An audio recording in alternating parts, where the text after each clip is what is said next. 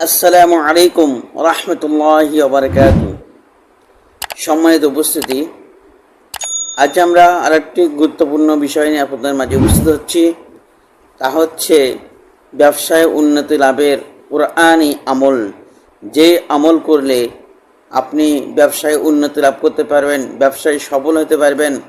আপনার ব্যবসায় অনেক ক্ষতি হচ্ছে, লস হচ্ছে, কোনো কিছু বিক্রি হচ্ছে না, কাস্টমার আপনার দোকানে আসে না, ক্রেতা আপনার দোকানে আসে না, আর সেই চিন্তায় আপনি ব্যবসায় লস খাচ্ছেন, ব্যবসা আপনার শেষ হয়ে যাচ্ছে, ধ্বংস হয়ে যাচ্ছে। তাদের জন্যই এই আমলটি অত্যন্ত গুরুত্বপূর্ণ এবং অত্যন্ত একটি সফলতম আমল। যে আমল করলে আপনি যদি আমলটি আল্লাহর উপর বিশ্বাস রেখে, ইয়াকিন রেখে, দৃঢ়তার সাথে করলে অবশ্যই আপনি ফল পাবেন।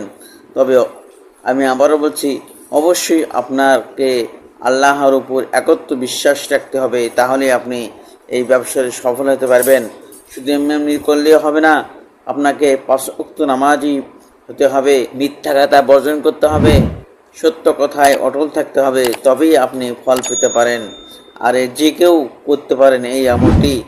তো আমলটি করার জন্য আপনাকে একটি কাজ করতে হবে।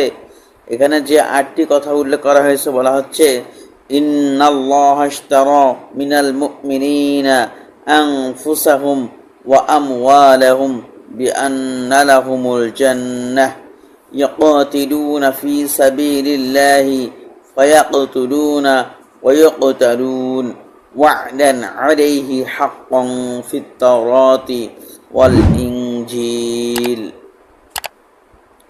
ومن أوفى بعهده من الله فاستبشروا ببيعكم الذي بايعتم به وذلك هو الفوز العظيم।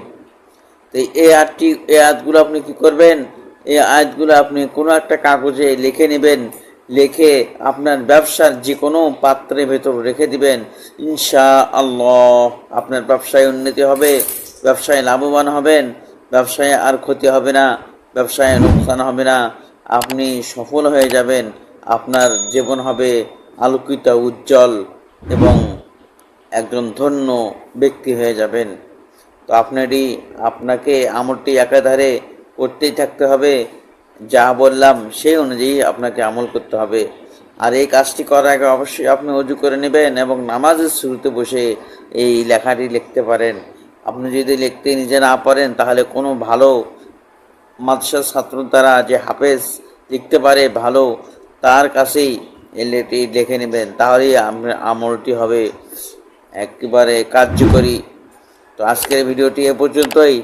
আপনাদের ভালো লাগলে লাইক, কমেন্ট, শেয়ার করতে একদম ভুলবেন না এবং আমার চ্যানেলটি সাবস্ক্রাইব করতেও ভুলবেন না। আসসালামু আলাইকুম ওয়া রাহমাতুল্লাহ।